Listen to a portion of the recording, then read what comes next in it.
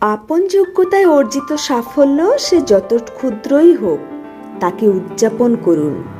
স্বীকৃতি দিন সক্রিয়তাকে, যা আপনি নিজের চেষ্টায় লাভ করেছেন। যা আপনার একান্ত নিজের সম্বল, তা যত স্বল্প মূল্যই হোক, জানবেন আপনার কাছে তা অমূল্য। আপন বলে অর্জিত সম্পদ কখনো অন্যের লাভের গুড় খাওয়া পিপিলিকার সম্বলের সমতুল্য হয় না। ঠিক যেমন কৃত্রিম বুদ্ধিমত্তা কখনো মানব সম্পদের বিকল্প হয় না।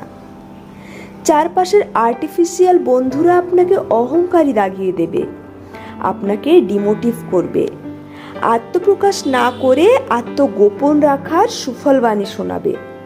কিন্তু আপনি জানবেন, নিজেকে প্রকাশ করার দায়িত্ব এবং অধিকার দুই আপনার আছে, যা আপনার আপন কষ্টার্জিত। যাতে আপনি সম্মানিত তা সর্বদা চিৎকার করেই জানাবেন। তবেই তো জগৎ জানবে আপনার মধ্যে কতখানি শক্তি লুকিয়ে আছে। তবেই তো আপনি জানবেন আপনার কত শুভাকাঙ্ক্ষী আপনার পারদর্শিতার আঁচে রোজ ঝলসে যাচ্ছে।